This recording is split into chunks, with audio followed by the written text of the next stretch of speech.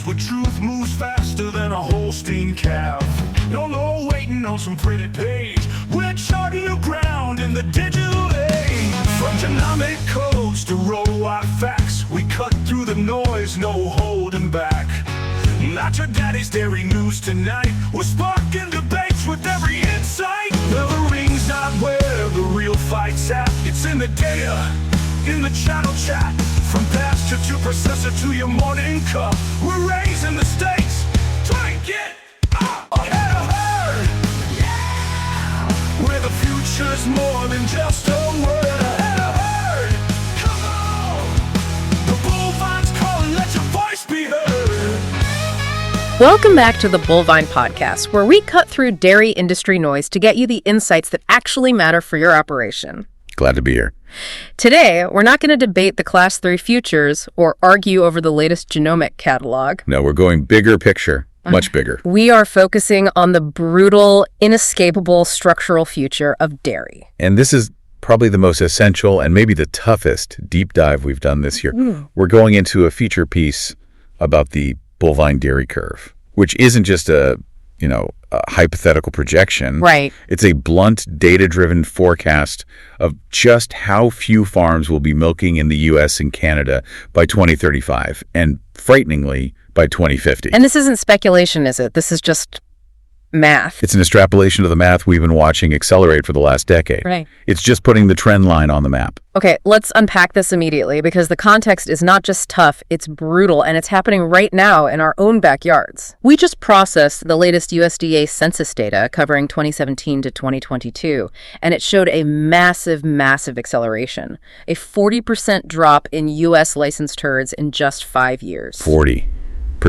You have to say that slowly to really let it sink in. It's staggering. That's far faster than the long-term trend, which the USDA ERS had previously identified as a steady, was it a 4% annual decline rate? Yeah, a 4% clip, which already felt bad.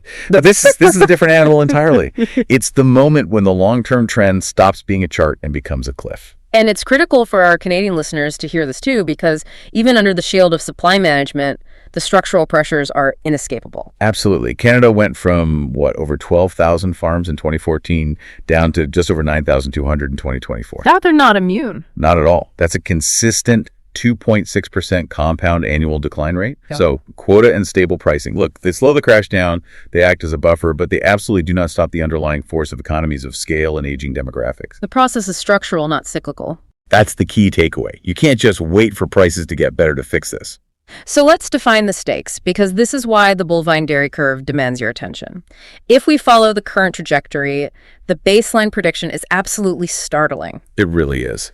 We're looking at just 15,000 U.S. farms by 2035, and we dip below 10,000 by 2050. And just to put that in perspective, we were at nearly 40,000 in 2017. Unbelievable. And even Canada, the land of stable pricing, is projected to drop to between 4,000 and 5,000 farms by 2050. I mean, that's losing half of the Canadian dairy industry in 3 decades. The survival criteria are being established this week, this month, this year. You look at that 15,000 number for the U.S. by 2035, that's just 11 years away. It's not our kids' problem, it's our problem. Right. Farms that fail to address their structural cost disadvantage. Yeah. That put off solidifying their succession plan, or that make lazy, undisciplined capital decisions in the next 5 to 10 years. They're simply risking being quietly averaged out by this curve. The fundamental force of structural economics is stronger than the will of any individual farmer, unless that will is focused and strategic. And the core challenge, the one that makes this so hard to swallow, is that the milk output isn't disappearing at all. No, not even a little bit. In fact, it's going up. The sources confirm total milk output keeps climbing due to higher productivity per cow genetics, better feeding, better cow management. It's simply concentrating into fewer, larger, lower-cost systems. And there's the rub. Here's the painful truth the sources uncover that leaves the average 150 to 500 cow commodity herd exposed to structural losses that are pegged at a devastating $75,000 to $100,000 per year. And we have to hammer this home, that $100,000 isn't a bad year because of a feed price spike. No. That is the built-in cost disadvantage that exists before you factor in weather or a poor Class 3 price. Yeah. If you're a mid-size operation trying to compete solely on volume in the commodity pool, you are structurally losing money every single year. You just don't see it. You just don't see it. because it hides an undervalued family labor and improper depreciation on the tax forms. It's a quiet killer of equity. Which leads us right into the controversy preview. We're not here just to parrot this data. We are here to challenge the narratives around it. Yeah, the easy answers. This deep dive isn't about if consolidation happens, that ship sailed when the first parallel parlor was built. It's about how fast and critically who is setting themselves up to survive it. And that's the actionable part. We are going to unpack why technology, specifically robotics, is often sold as a silver bullet, but in reality is frequently just a high-interest loan on a fundamentally broken margin. And we absolutely must challenge the widespread, deeply ingrained farmer assumption that staying average is defensible. Oh, that's a big one.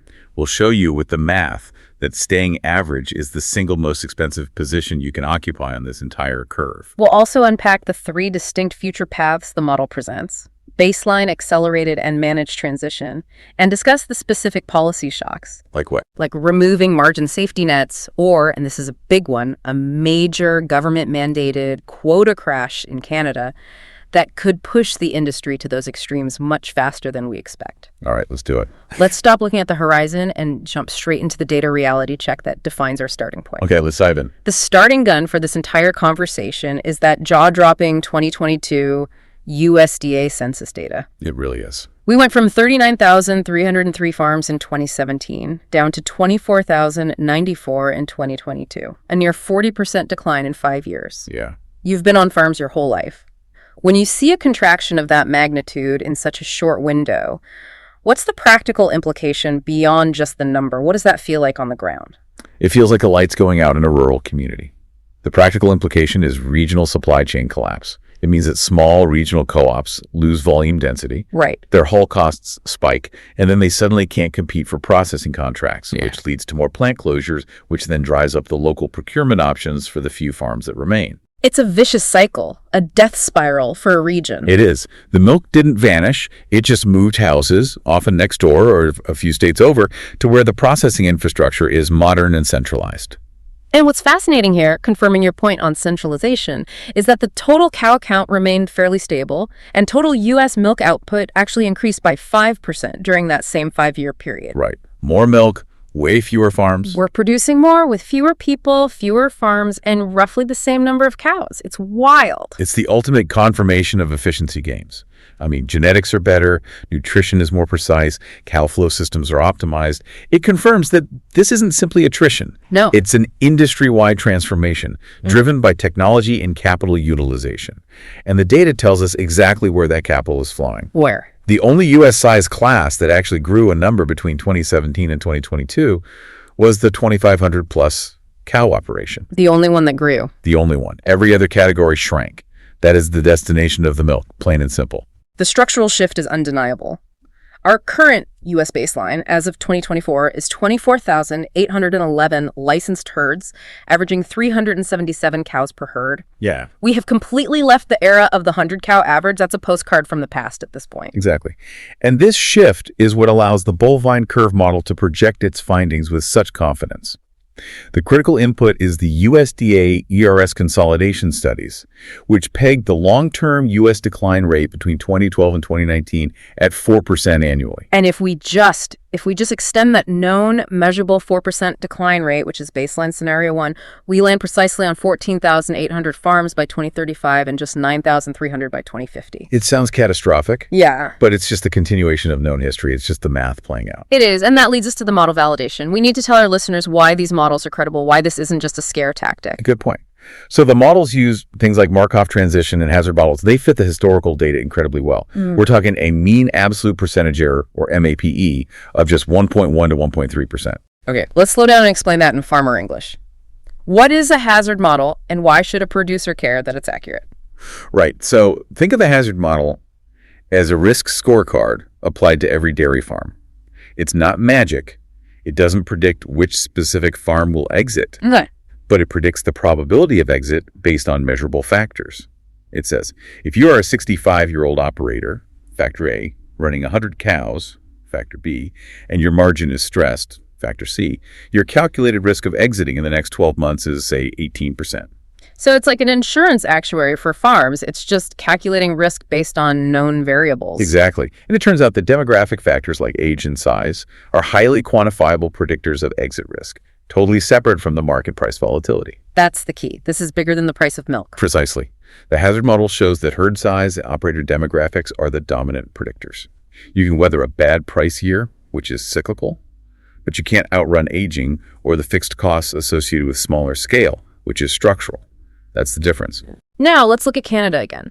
The contrast is instructive because Canada, with price stability and higher farm gate prices, what is it, $97 per hectoliter? Yeah, around there. They still see a 2.6% compound annual decline rate.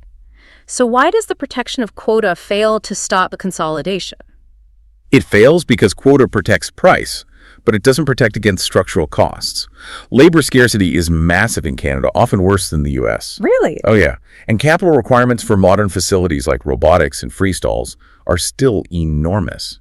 And most importantly, succession failure is just as rampant. So it's the same human factors. It is. If a young Canadian farmer needs to take on millions in quota debt and millions more in facility upgrades to sustain a 120 cow operation, they often decide the return on effort isn't there, even with a guaranteed price. The litre concentration is the common denominator in both countries. Canada saw a 23% production increase between 2014 and 2024, while farm numbers fell by thousands. The milk converges into larger systems because fundamentally that's what processors demand and what modern technology facilitates. And that matters hugely to the leverage equation, which we'll get into. Right. A processor needs volume, consistency, and a low cost-to-haul ratio.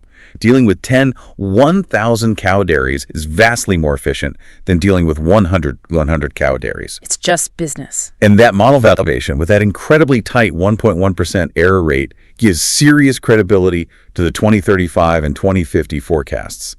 We aren't making this up. The math is just following the trend line. Let's follow that trend line directly into the wallet and see exactly why that middle segment, the 150 to 500 cow farm, is being decimated. Yeah. The structural loss is the key concept here. It's what differentiates a bad year from an unsustainable business model. Yes, this is the nut of the issue. The deep dive hits us right away with the core data. The USDA ERS RMS data consistently shows that operating cost is $42.70 per hundredweight for the smallest herds. The under 50 cow herds, yeah. Versus a staggering $19.14 for a hundredweight for the 2,000-plus cow operations. I mean, that gap is so massive. Over $23 a hundredweight. It seems almost theoretical, but it's not. It's real efficiencies in purchasing, labor, and capital utilization. And the smallest guys, under 50 cows, they might survive, right? They might, because their capital costs are nearly zero, and their labor is purely family subsistence. They aren't trying to make a living in the same way. But the middle, the 150 to 500 cow operation, is the one that is truly trying to compete and failing structurally. They're in the crosshairs. These mid-sized farms have enough debt to require significant cash flow, enough employees to suffer the labor shortage, and enough volume to be exposed to commodity pricing. But not enough scale. But they lack the scale to maximize any of those inputs. They're stuck. They are running average or even slightly above average cost structures, but they are fully exposed to the commodity pricing set by the $19 producers. And that is where the structural loss hides. The sources are clear. Yeah. These farms are bleeding $75,000 to $100,000 per year in quiet losses. There's that term. Wait, let's define quiet loss because that term is central to this curve analysis. Wow. How do you as a farmer calculate that number when your checkbook might still show positive cash flow at the end of the year? That's the trick. It's quiet because it doesn't show up as a line item on the tax return. A quiet loss means you are failing to account for two crucial things. What are they? One, the real replacement cost appreciation of your facilities and equipment. And two, the opportunity cost of your family's labor. So you aren't using the IRS depreciation schedule, which is, a fantasy number. You're calculating what it would actually cost to replace your parlor or manure system today. Exactly. And for labor, what's a realistic wage you should assign to yourself, your spouse, or your kids who are working full-time? Not zero. Not zero.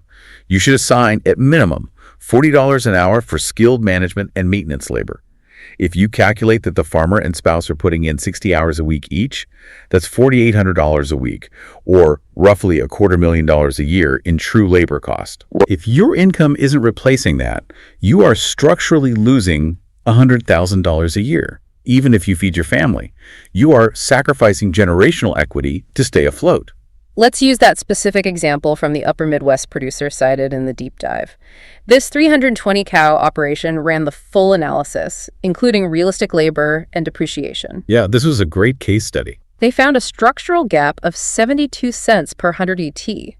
Over their total production, that amounted to $95,000 a year in quiet losses. And that's not a bad year. That's a normal year. Right. It's just heartbreaking. It is, because that 95 grand is the equity that should be going into the retirement account, or the new barn roof, or the down payment for the next generation. Instead, it's evaporating. So you can survive that for a few years. You can survive it for 5 years, but what happens when you need a major capital upgrade or the kids need college tuition? You don't have the cushion.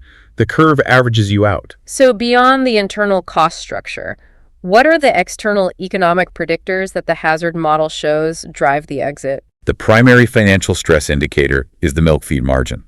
Historically, ratios below 2.5 to 1 trigger financial stress and significantly elevated exit rates. And the model quantifies this. It does. It shows the leverage of margin.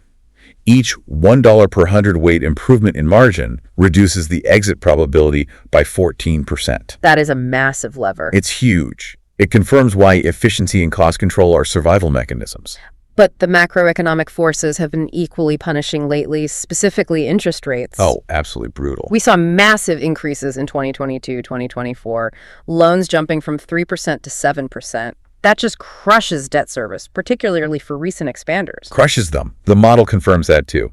Each percentage point rise in rates leads to a 13% higher exit probability. Wow. If a mid-sized farm leveraged up at 3% to build a new manure lagoon or buy land, and their payments have now doubled, that structural loss suddenly jumps from $95,000 to $130,000.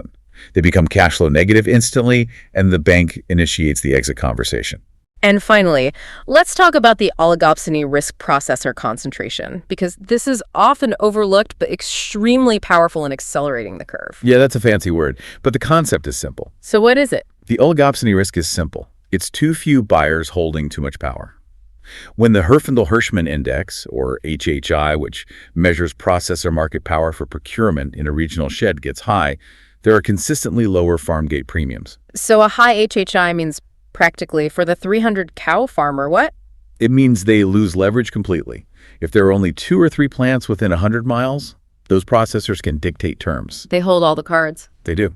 They gain leverage, and critically, they favor the low-cost, high-volume suppliers, the 1,000-plus cow herds, because it makes their job cheaper.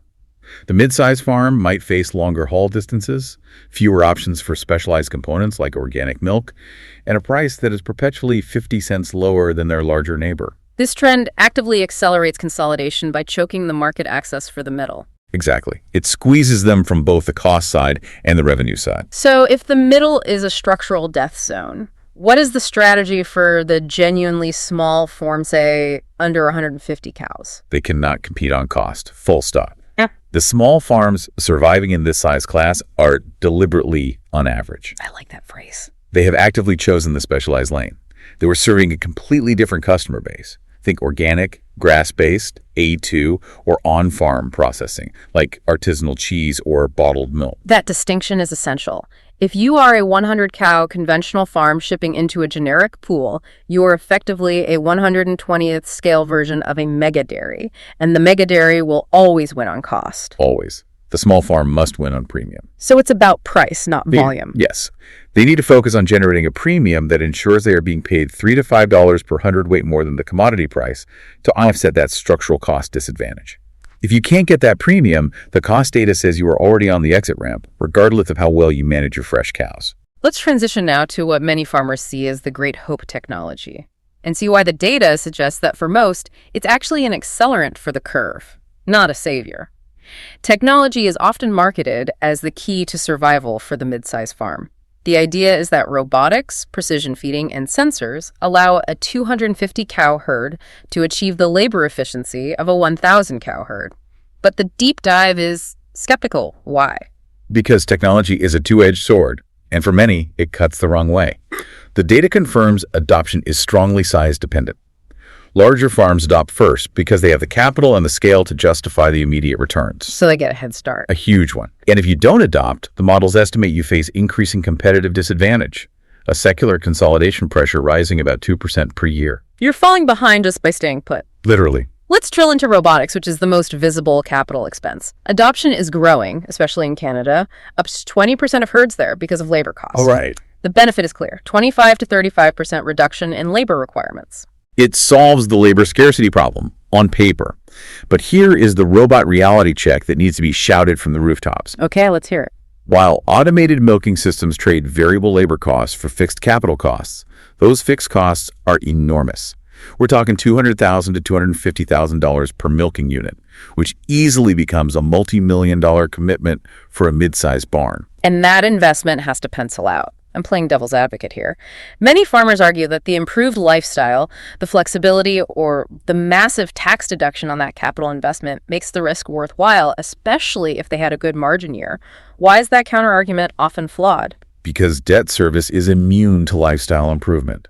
That massive loan requires actual cash flow every single month, whether milk is at $25 or $17. Yeah, the bank doesn't care about your lifestyle. Not one bit. Yeah. And the data shows that those critical 150 to 250 cow operations that are already suffering the quiet loss need to generate $400 to $500 per cow per year in new savings or extra milk just to cover the financing of that debt. $400 to $500 per cow per year. Yeah.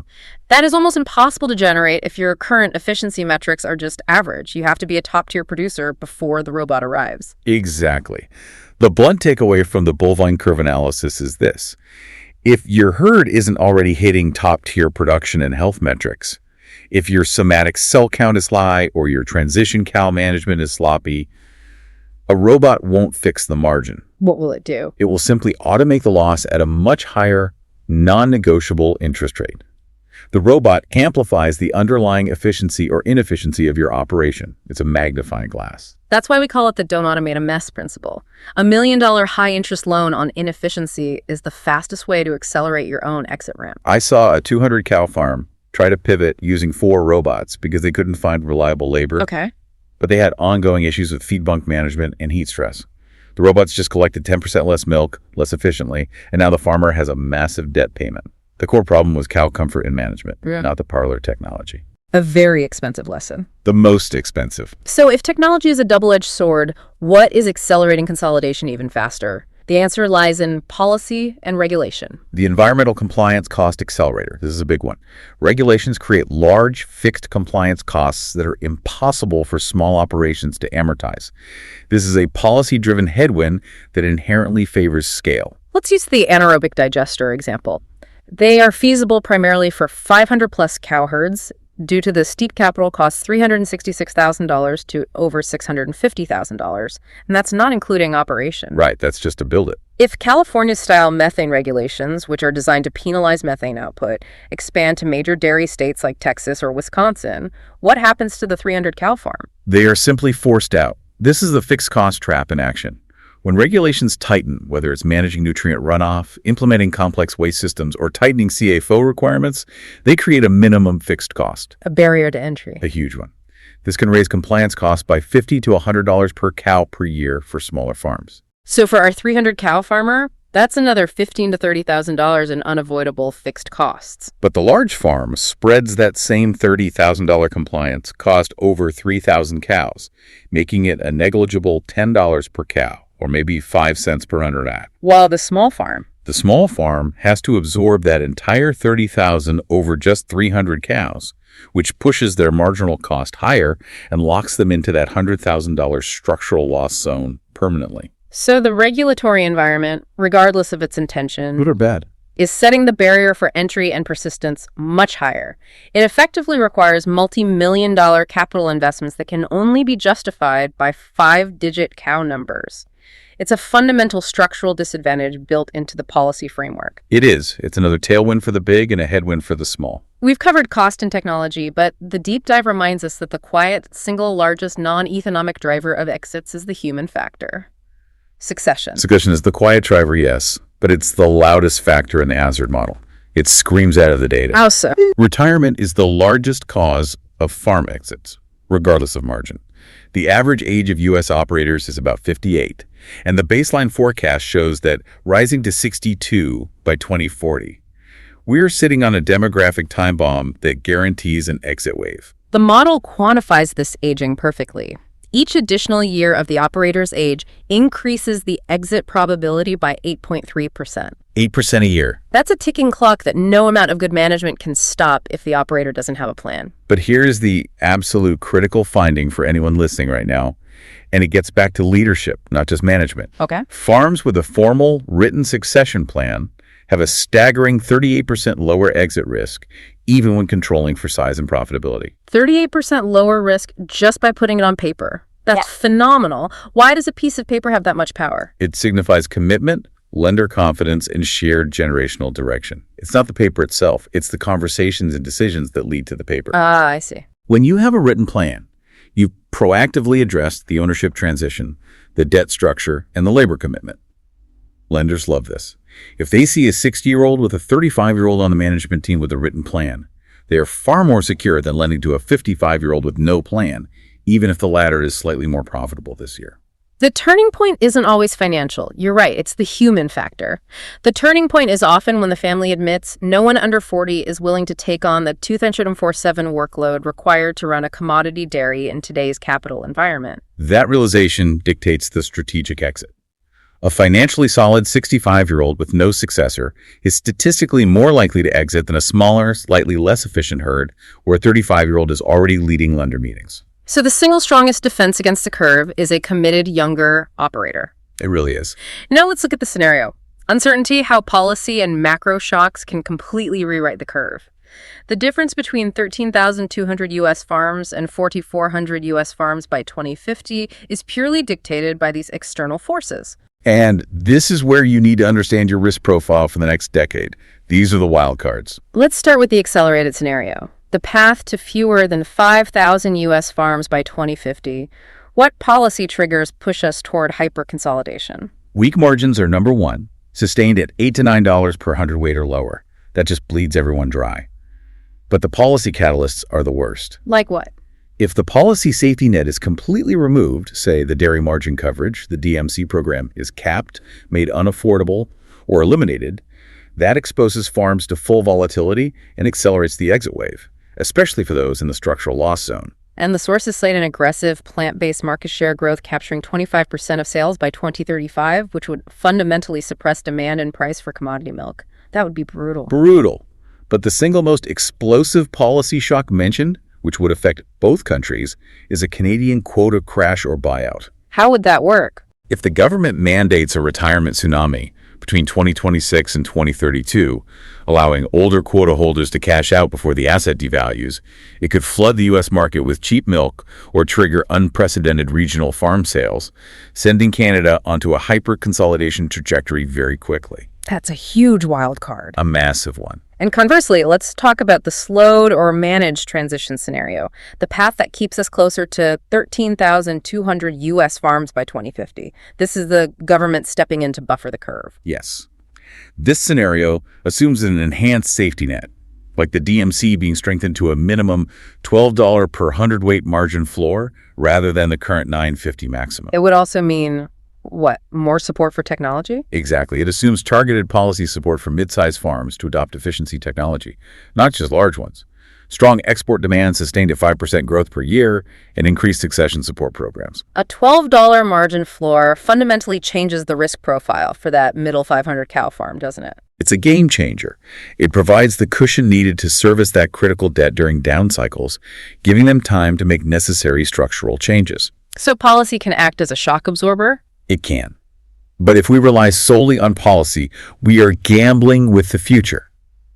That's why the concept of reframing the exit is so important. The deep dive says the strategic exit is an act of leadership, not a failure. Yes. That means using the forecast window, say, 2025 to 2035, to execute a transition on your terms. It's the difference between protecting generational wealth and passively watching it erode. Yeah. If the data tells you that your cost structure, your regional position, and your age demographics are unsustainable, Yeah. then planning to sell the herd and transition the land while equity, so land and quota values, is still intact is the responsible decision. You stop burning the house for warmth just to make it through the next winter. You're capitalizing on the high asset value of land now, rather than waiting for a forced sale when economic pressure has already hit rock bottom. That's leadership, that's strategy. We've established the curve is inevitable, but the sources are clear. The curve isn't smooth. Consolidation hits differently based on regional factors. Yeah, this is where the national data becomes personal. Talk about the upper Midwest or the Northeast. What does the curve look like there? If you're operating in the upper Midwest or the Northeast, the exits are heavily concentrated among older infrastructure tie stalls and older freestalls where labor is inefficient.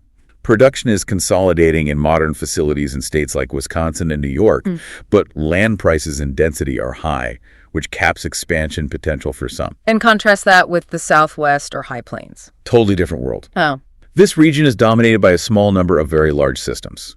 So marginal cost isn't the primary gatekeeper here. It's resource scarcity and regulation. Water, heat, and severe environmental rules, like those state-level methane mandates, are the primary gatekeepers. The deep dive noted that California-style methane regulations effectively force herd contractions or expensive relocations if you can't justify that massive digester investment. In the West, your future is often dictated by local water policy and environmental compliance, not just feed prices. And even in Canada, the slower curve is being managed provincially. Right.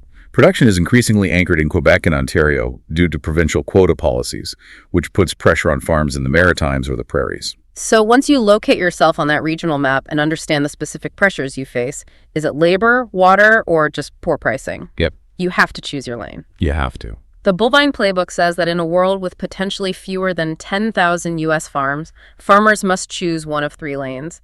Drifting is the most expensive choice. It's the default path to failure. Lane 1, scale. This is the simple, unforgiving path. Build toward 1,000+ cows with a genuinely competitive cost structure.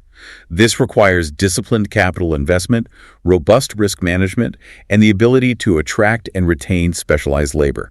You are committing to commodity competition, full stop.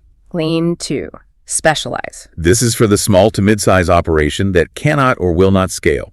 You must pivot hard into markets that pay margin organic, A2, grass-based on-farm processing, or tightly integrated supply contracts. You are trading volume for price, and your margins must be significantly higher than the commodity pool. And lane 3, strategic exit. Execute a planned transition on your terms. This means consulting advisors, selling quota, or transitioning land to the next best use to protect generational wealth before structural losses erode that equity. The problem I see on the ground every day is that 80% of those 150 to 500 cow operations are unconsciously in lane 0. Lane 0, what's that? We call it drifting. They're trying to specialize without a premium, scale without the capital, and plan without a succession document. They are trying to survive in the structural loss zone, and the curve is designed to eliminate that indecision. You have to commit to a lane. That structural reality scale, specialize, or strategic exit is the single most important decision a dairy farm owner can make in the next 5 years. Indecision is simply accelerating the curve for you personally. Well said. All right, we've covered the 40% herd loss, the $100,000 quiet loss, and the uncomfortable truth about robotics. A lot to take in. A farmer just finished milking. They are driving the feed truck to the mill, and they have 15 minutes. What are the 3 tactical things they need to remember and act on from today's deep dive? Okay, number 1. The first one is the most crucial for survival in the structural loss environment. Stop guessing and find your true, unfiltered cost. Your real cost. Yes. So for your immediate action this week, calculate your true cost per hundredweight.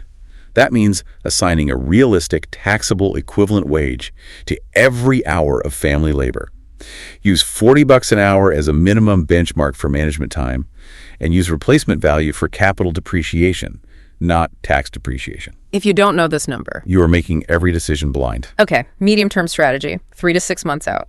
Once you have that number, identify your milk feed margin danger zone. Historically, anything below a $9 per hundredweight margin triggers financial stress. Develop a formal, written stress plan. If the margin hits $8.50, what capital projects immediately stop? Which feed components are adjusted? And when do you proactively call your lender to discuss your debt service ratio? And long-term positioning, looking out a year or 2. Use that true cost data to decide your lane scale, specialize, or exit. If you are in the commodity middle, 150 to 500 cows, and your true cost is 50 to 80 cents over your current market price, you are structurally losing. A deliberate major change, either a huge capital commitment or an exit plan, must be scheduled, not hoped for. Got it. Takeaway number 2 focuses on those million-dollar capital decisions that often do more harm than good for the middle producer. Right. Invest in comfort and cow flow first.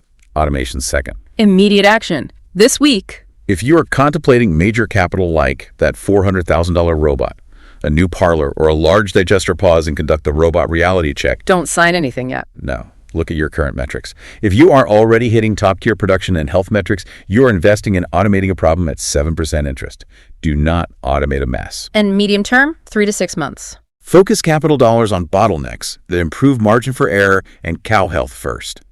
Where are your biggest losses right now? Fresh cow management protocols, stall comfort, feed storage, or transition pen capacity?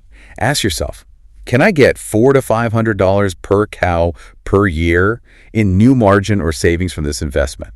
If you can't answer that, invest in the basics. Makes sense. Long term. If you choose the scale lane, technology must be integrated into a broader cow flow and labor strategy that genuinely cuts costs or increases yield dramatically. If you choose specialize, invest in the value-add processing equipment, bottling, churning, cheese making that directly captures the premium the consumer is willing to pay. And the third takeaway. And our third takeaway goes back to that quiet, dominant driver that the models identify as being more powerful than any market swing. Planning your future, regardless of whether you stay or go. Put succession on paper now. You got it. Immediate action this week. Initiate the succession conversation. Someday is not a plan, and the failure to plan is the largest non-economic driver of exits. Every year you wait, your exit probability increases by over 8% due to operator aging. Start by defining the roles and the timeline. Medium term. Start developing a formal timeline and a written ownership plan, ideally with legal and financial advisors. Remember, the existence of a written succession plan reduces your exit risk by 38% and is a major stabilizing factor for lenders. This must be a formal, documented process, not just a handshake agreement. And finally, long-term positioning on succession. If there is no interested successor, you must pivot your focus entirely to a strategic exit.